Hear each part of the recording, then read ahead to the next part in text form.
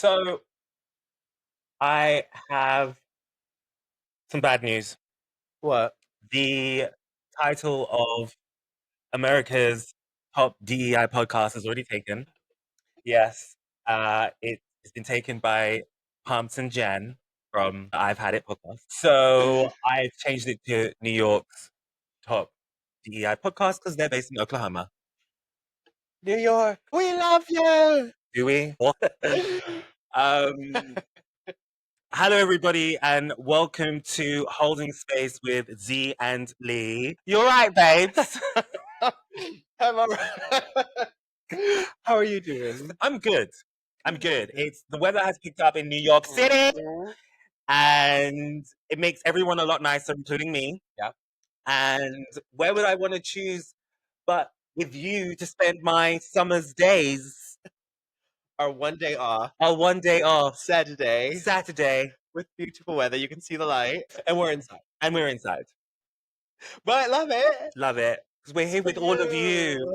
of you that are tuning in. Okay, so Yeah. holding space for The matriarch. the There we go. matriarch, The matriarch. the mother of all episodes is what I'm probably going to call this. I Okay. hopefully will call it that. Yeah. But today is Mother's Day. This episode is not going out on Mother's Day, but it did create a thought in Z's head about basically having a mother's episode. Yeah.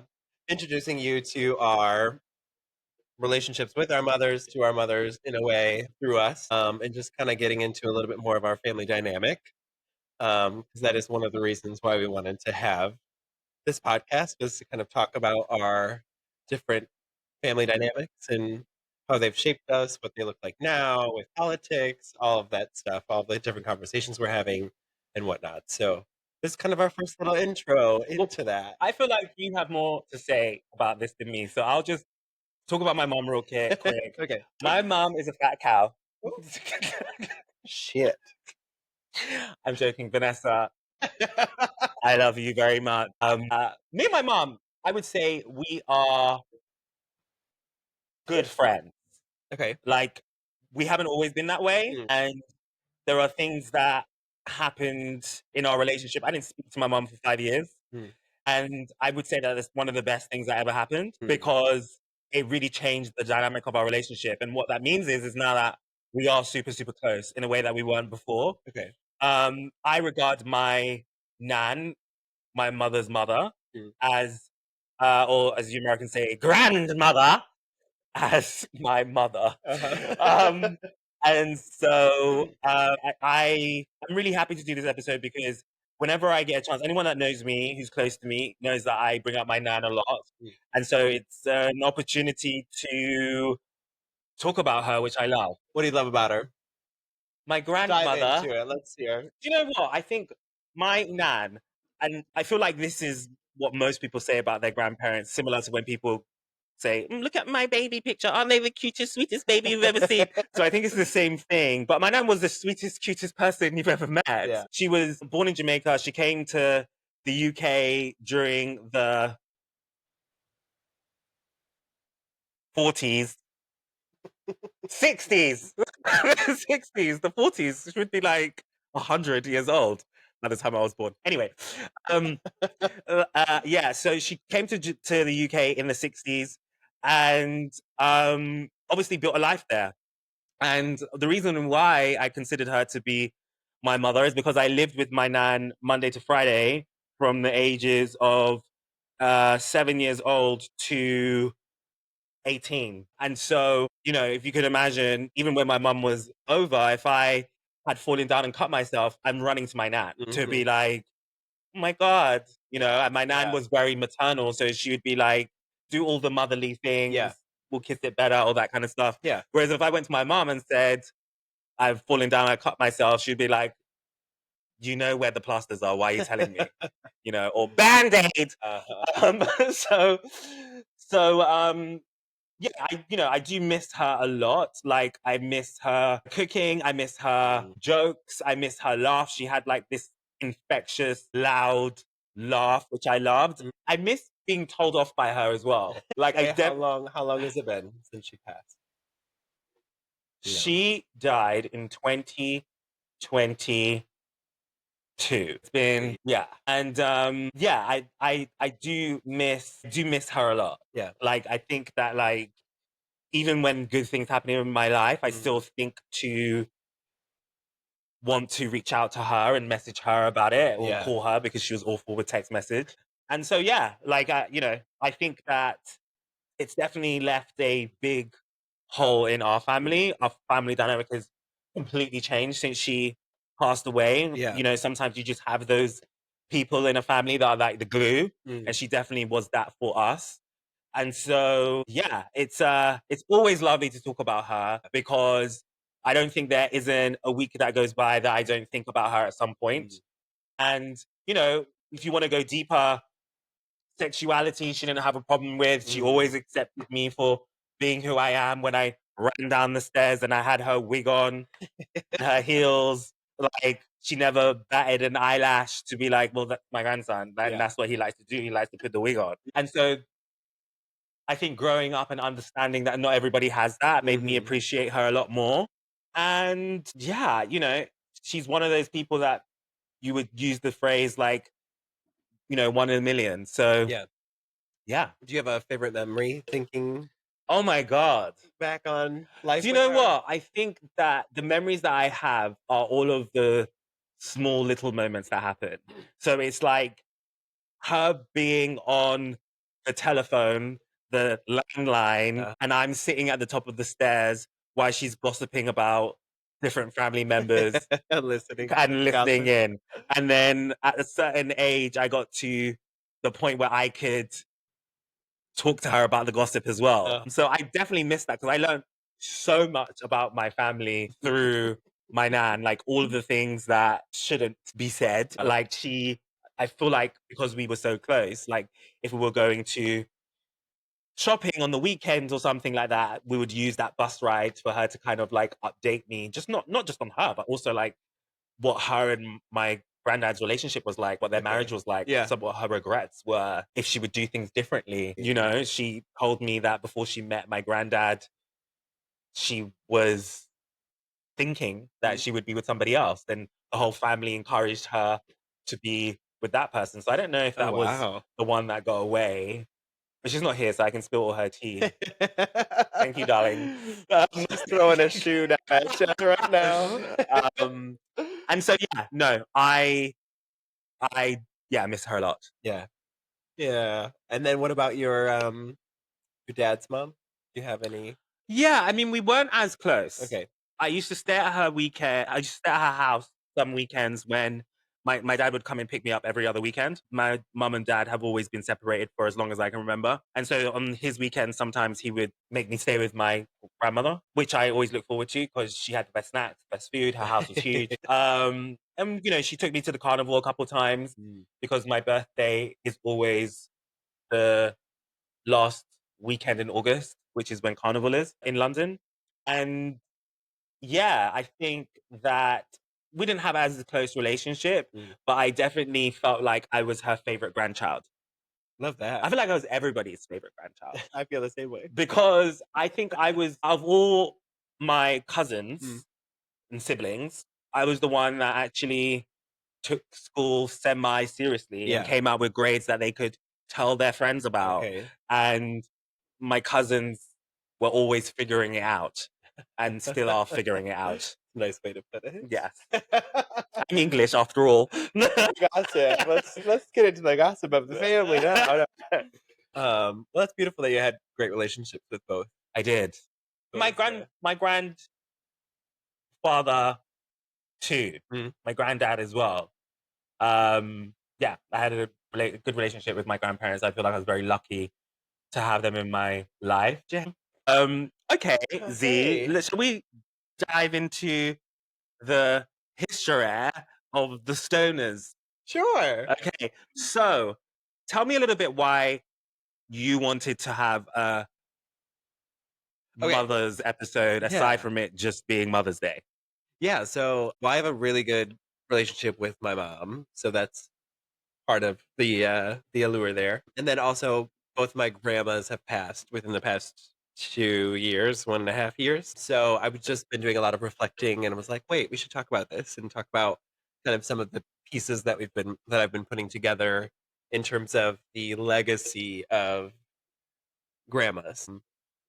So my dad's mom passed like maybe 2, 3 weeks ago. And as I was kind of processing, um, I realized that she was like kind of why I'm here. She's part of the reason why I'm here. Because of her creativity that like fed into my young self.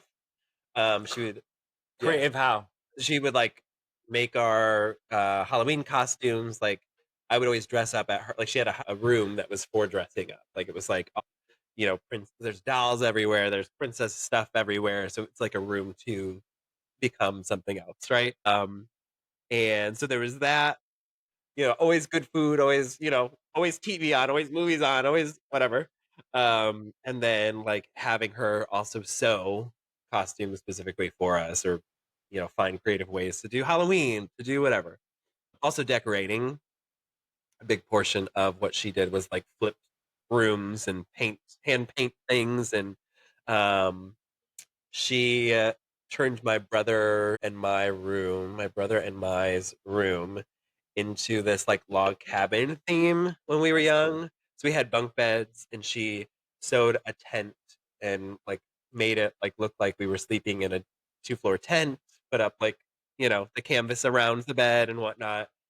She painted like logs, hand painted logs on the wall. So it looked like a log cabin. Our dressers were hand painted murals of like log cabin, stream, flowers, bear, fish jumping, like all of this stuff, like just like to the T, had details thought out, painted. Like she reupholstered chairs so that it was like a plaid that was on the chairs so that it looked, again, matched the Super cool. curtains in the room. Like it just, every detail was just kind of one of her passions. That's super cool. Do you have a favorite costume that she made you? My mind immediately goes to this like wizard costume Mm. when I was a kid, and she had this ginormous purple like oversized shirt, dress, converse, like kind of thing. And she spray painted this sparkly finish to it, so it was all glittery. And then I had this like beard, probably a Santa Claus beard, that she sewed onto a wizard hat that lit up. I think I had a wand that glowed in the dark. She did like little shoe covers so that I had the little Detailed. like the little So detailed. I did a little curtain, Yeah. like a curtain, tasseled curtain, rope Mm-hmm. that it was my belt, Yeah, yeah, like yeah. just like everything to the T. So like, Abracadabra. yeah, yeah. Um, so yeah, and then she grew up. So part of the like flipping of rooms and spaces, she grew up not so super wealthy by any means, and so her mom, I believe it was her mom, would take her around the lake in our town, and basically that was where all the rich people lived. So they would go on trash day to the lake and pull out old furniture Mm. and fix it up. Yeah. And so she kind of like grew up, kind of making magic out of nothing. Um, and so like I think her like DIY spirit came Came from from that. that. Yeah. And that was definitely passed down because my apartment is my passion project. So Yeah, I mean, listen, I can finally understand where you get a lot of that from because don't get me wrong, like I know your mom's an amazing cook, yeah, um, but when I met her, it didn't link necessarily yeah, on why you are the way you are. And so to kind of get to kind of get a little bit more understanding on yeah, that makes a lot of sense. yeah. Yeah, grandma's definitely the creative. Both grandmas, honestly, are the creative side of me. My dad also passed down some of the handyman logic. My mom is the heart. So I would Uh-huh. I mean, obviously, I've met your mother and Yeah. you guys are so close. Yes. And I would love to get an understanding of just how that has happened. Obviously, I've said that my mother is more of a role model to me, Yeah. but wasn't necessarily the mother in my life. Yeah. Looking at the relationship that you have with your mother, Mm. I can tell that is very much not the case. And she Yeah. is that person for you. So I'd love to know how that relationship transpired. Yeah. So basically, my mom and I like I think I've always been a mama's boy for sure. So that's definitely been like ingrained in me for a long time. However, when I started coming out and whatnot, like that became a little bit more of a battle. Just in terms of like trying to explore like what is Christianity, how does Christianity link up with this, with queerness, um, self exploration, like what I wanted to explore to confirm how my both my parents wanted to like kind of make sure that they were treating the situation correctly.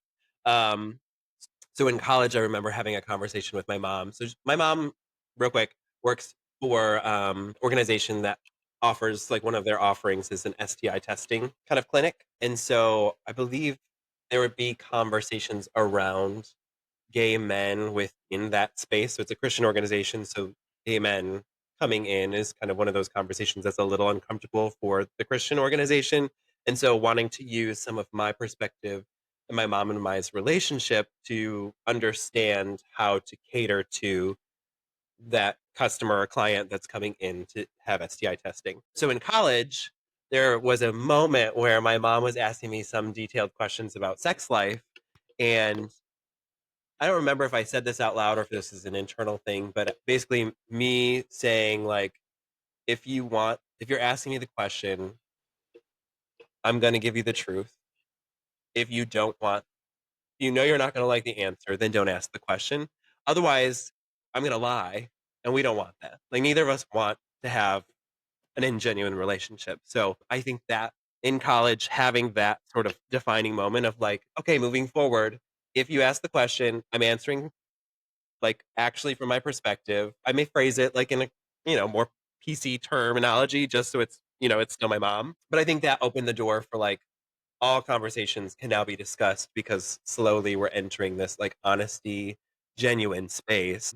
And so that's definitely where I think it kind of started to switch over in terms of like it wasn't like yes, my mom is still my mom, but it became more of a confidant sort of situation, less of like I have to listen to everything that you say, you know. I'm figuring it out, so let's discuss it together. So yeah, so it started there and then has developed um further in with my parents' separation and my mom being able to just kind of ask herself questions and have to process things on her own. And that's kind of allowed us to have more open discussions on everything under the sun. So even if we don't agree on things, like we're still like we love each other so much. And I am like literally a majority of her when it comes to like heart and empathy and whatnot, that like we can understand where each other are coming from, knowing who we are separately. And that makes it really beautiful to be able to like Hmm. have deep conversations, have hard conversations, and maybe learn something about the other side of the political spectrum, the belief spectrum, whatever it may be, and to meet kind of as like a bridge Hmm.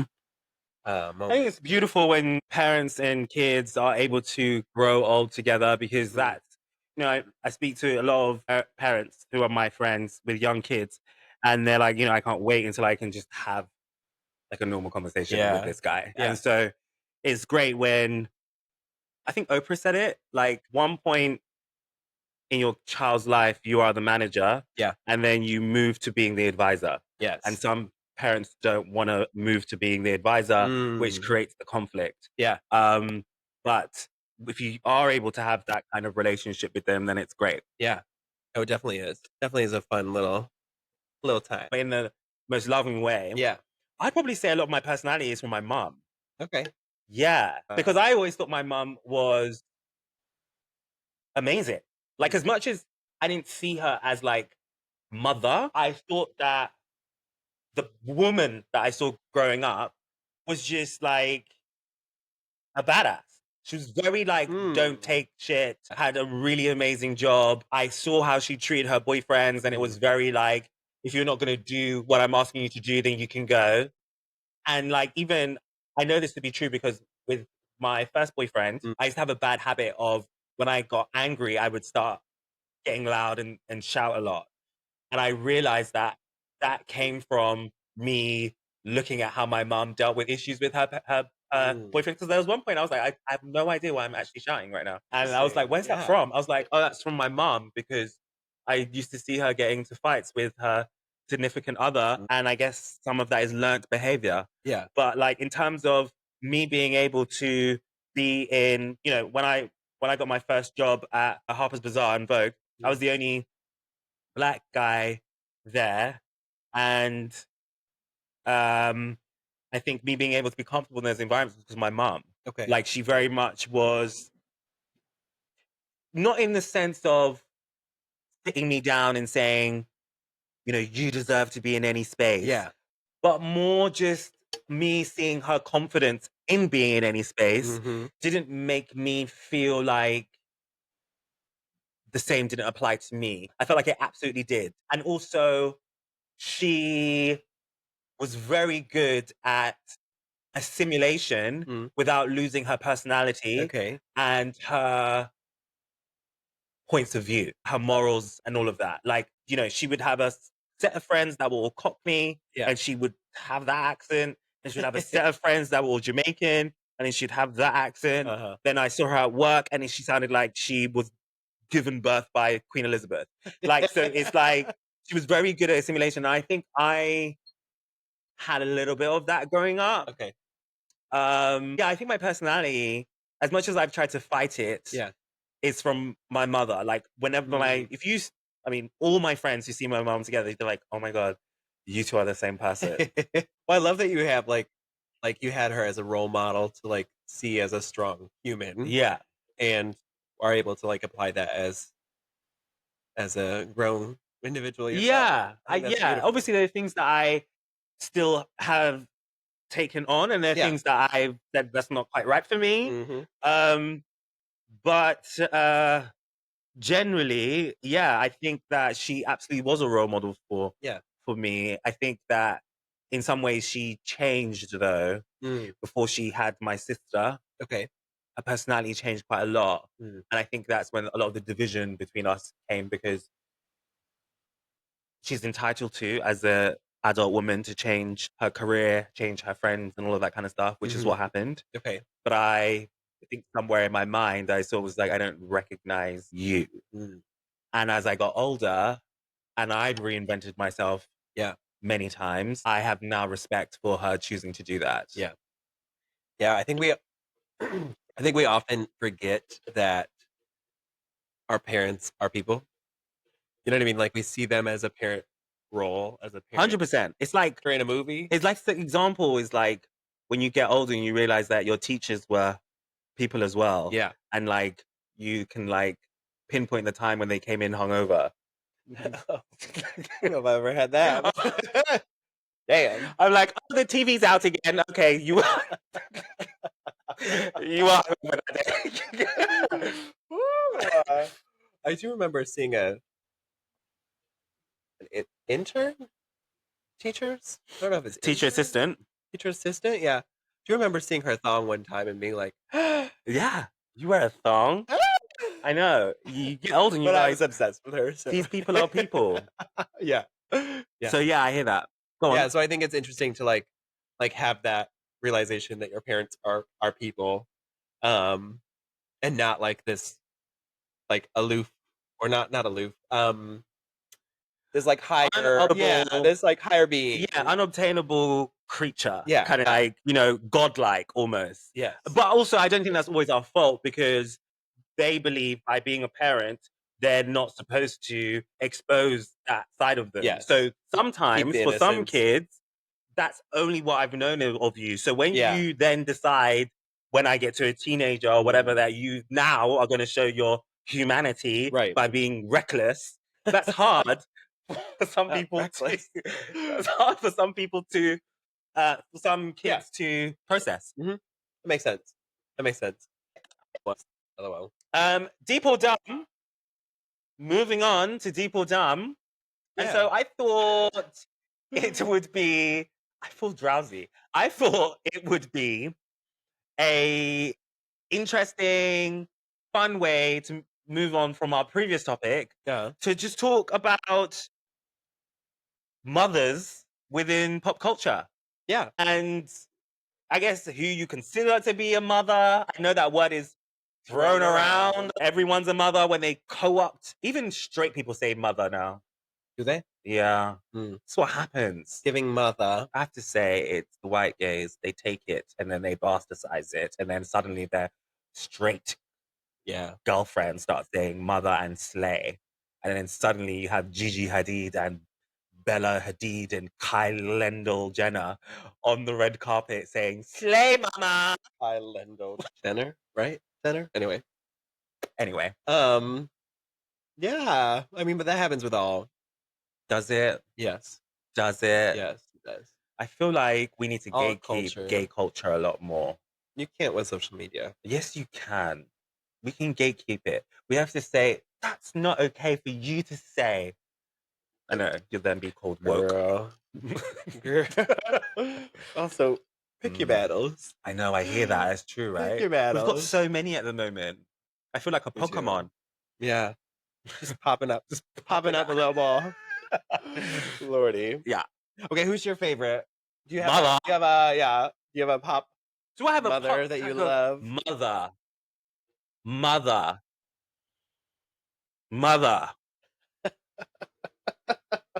Do you know what? It used to be Naomi Campbell. Okay. Not anymore. What happened? I plead the fifth. This is a positive podcast. She doesn't want to be canceled at the beginning of this podcast because Naomi heard. So it used to be Naomi. I don't know. I confused mother and being big fan of. So I was a big fan of Naomi. I am a big fan of Mariah Carey. And is she mother? Are they? I guess RuPaul is mother. Yeah, but like not for me. I'm not a drag queen. Do you have to be a drag queen to be considered mother? No, not at all. I guess I would look at RuPaul. Yeah. Okay. Fine. RuPaul. Okay. Let's try again. Okay. I would look at the mothers are the people that you would say are the origin of any genre, right? So therefore, Yeah. RuPaul, as much as he's not the first drag queen, he is somebody that has pioneered drag into the mainstream. Donna Summers really pioneeered disco music. Yeah. Right? Aretha Franklin really pioneered soul music. Okay. Technically Anna Wintour. Technically. Yeah. What do you want to call her demon? No. Oh, sorry. Okay. I would never, Anna. Just in case you're wondering. You want a job. But I was just thinking by way of what she's done. Andre. Is Andre more mother than Anna? No. I just think Anna uses resources to be mother. See. More so than I call her mother because like I do believe that she helped people like John Galliano and Alexander McQueen. 100%. Do you know what I'm saying? Yeah. Like as much as like she is a flawed person. I was looking for polarizing. I love that this stutter came for person. She's trying her best, okay? She's a strong woman. She's strong, she's giving black woman. No, I think that she is. I think people like Cicely Tyson, Viola Davis to a certain extent. Okay. Because I think that she is going to be mother to a whole generation of new actresses. Yes. Madonna. Cher. The Queen. Yeah. I love all of that. That's my thinking behind mother, but I don't know if I have anybody that I'm like, I don't, there's like no one you that look to. Yeah, say slay my mama. I would definitely say RuPaul is one of those that like I consider mother. How's your head? No complaints. Stupid. And then also like Miss Weasley, Mama Weasley. As in, like, I'm thinking of iconic mothers, right? Like actual mothers. Also, you like, didn't brief me properly on this. Pop. That's part of it. Right? Yes, pop mothers, right? So yes, pop divas, pop mothers is a part of this, right? But then the other part of it is like iconic mothers in film or in different roles that you get to see them as play mothers. And are there iconic moments that you have? So hit me. So like Mama Weasley. Iconic mother. A little. Not mine. Yes. You bitch. Not my daughter, you bitch. The best little sum up of fighting in a long time. Okay. Next. Actually, I wanted her to kind of whoop Bella's ass a little bit more. But I didn't like the fact that Lestrange died, but that's another opposite topic for another day. Fair. There should have been some more battles at least. 100%. But the point is, we all felt that mother moment, right? Like where she's protecting her children, Offspring. offspring. I don't remember which specific child Ginny. she is. Yeah. Okay. Okay. Um. So that's one moment. What's another moment? Oh, the mom from Sex Education. I don't remember her name in the show. You haven't watched it, so anyway, I do know it's Ginny Anderson. Gillian Anderson. Jillian, yes, I love. First of all, that actress is great, Love but her. that I love that role of hers because she's so like intellectual and forward thinking that the way that she talks to her son is like so open and matter of fact, and I love the space that she created for her son to She exist. held space for her son. She held space Yes. for her son, Yes. so I love that. Also, the Easy A parents with Emma Stone. Did you Oh, ever I watch have that? seen that, but I don't remember the parents. I think maybe it's more so her dad, but the parent dynamic in that moment or in that movie is also very cute, where her parents are kind of like joking, a little bit more adult humor, a little more advanced humor, but like to Emma Stone, Okay. and having like again allowing space for Emma's character to like be a teen and like not like jumping like I love this. You jumping really down love the a throats. coming of age moment. I do. Yeah. It's nostalgic. It's nostalgic and lessons learned. lessons learned. Can I add to that list? I want to Yeah. add Mummy Dearest. Have you seen that film? Yes. Okay. Definitely. Interesting. Trying to sweep the poor little widow under the carpet. Think again. Don't fuck with me, fellas. I mean, yeah, that's for me. I mean, that's one of my favorite films. No way. Yeah. It's one of the most campiest Oh my god. films that I've ever seen, and I love it. Wow. Yeah, I would have never expected that. I love that film. Never. And then the other one that I wanted to add to my list is not for me because it's not really my thing, but Judy Garland.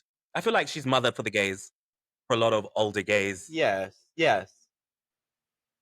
Yeah. Yeah. I mean, when you think of like, are you a friend of Judy? That's what it is. Are you a friend of Judy expression? Like, What does that mean? so back in the day when I think it was when Oh, Judy's and John's. Is that what you're talking about? No. Okay, forget that.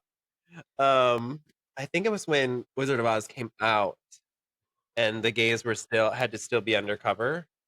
They would say like, "Are you a friend of Judy's?" And that was like to signify like I am a homosexual. yes.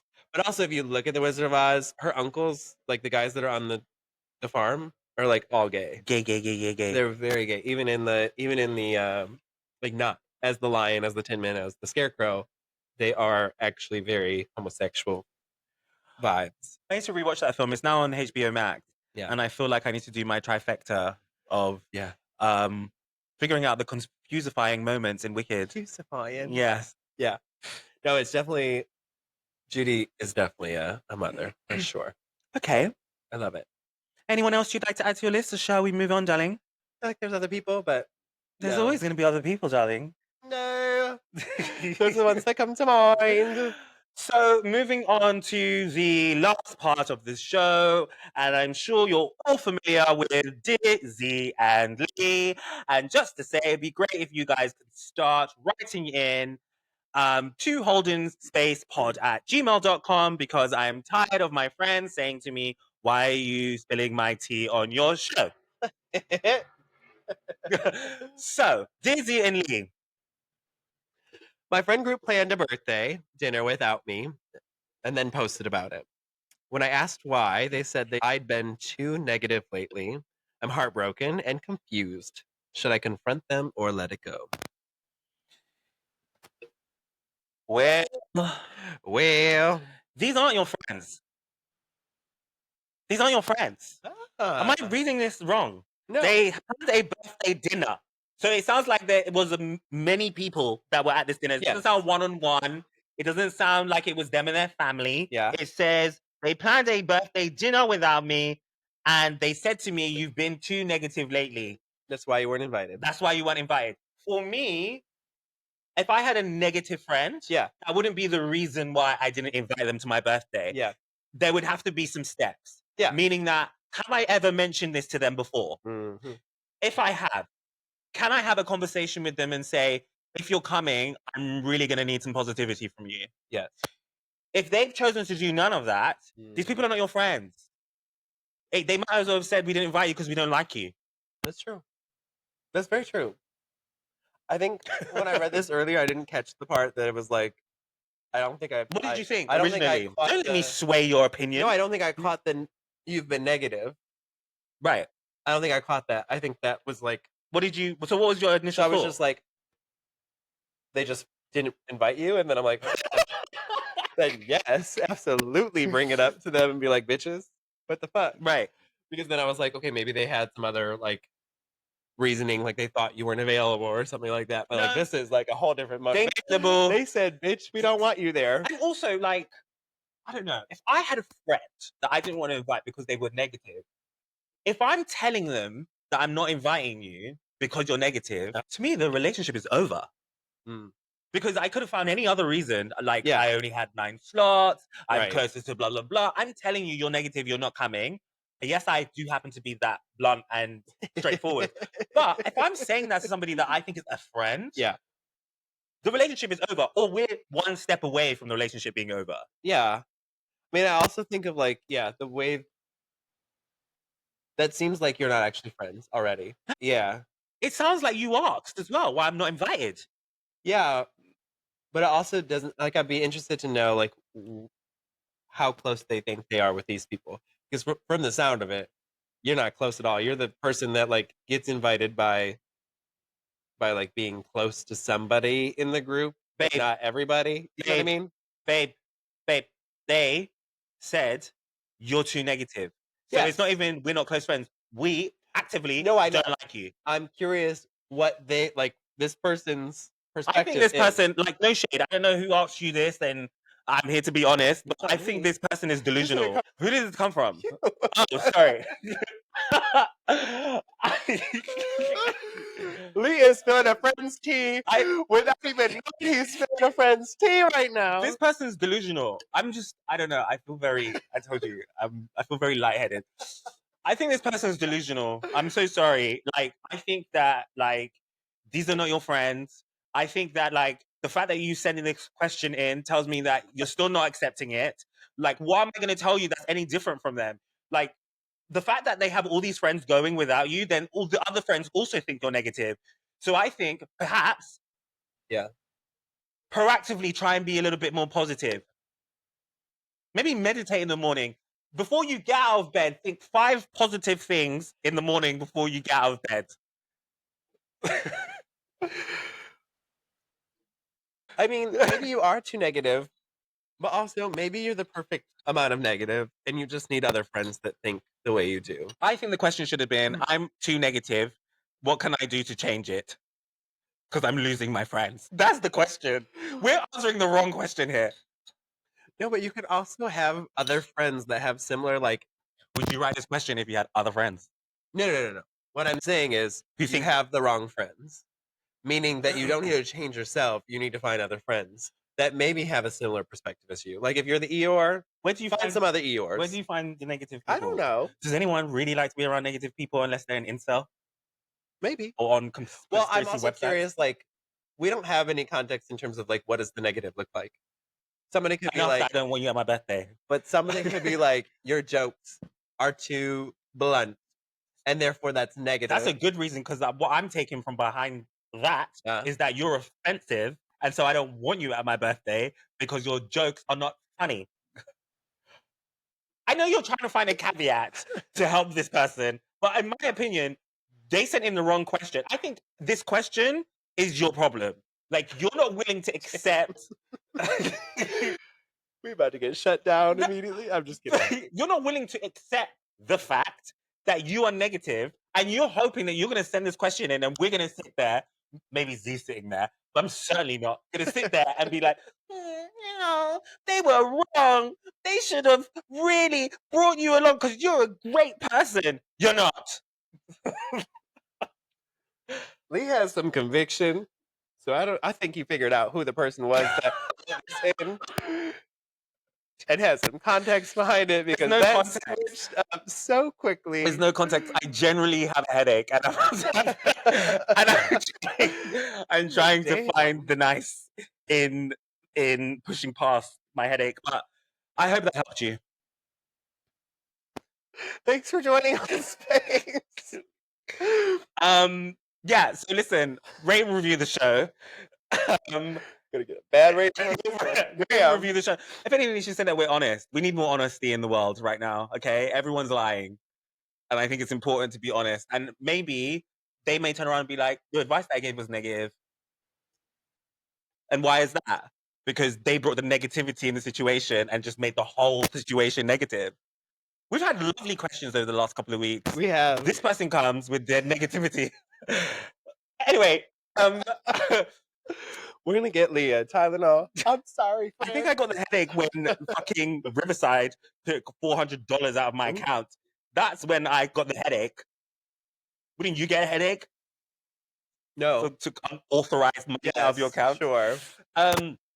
Yeah, so rate and review the show, and also feel free to check back soon for another episode of I thought you wanted to do Holdin Space. I thought you wanted to do a jingle.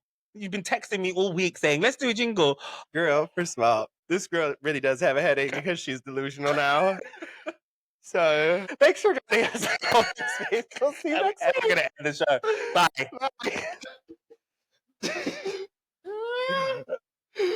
You're crazy. I really do have a headache. I'll get you some. What the fuck is going on?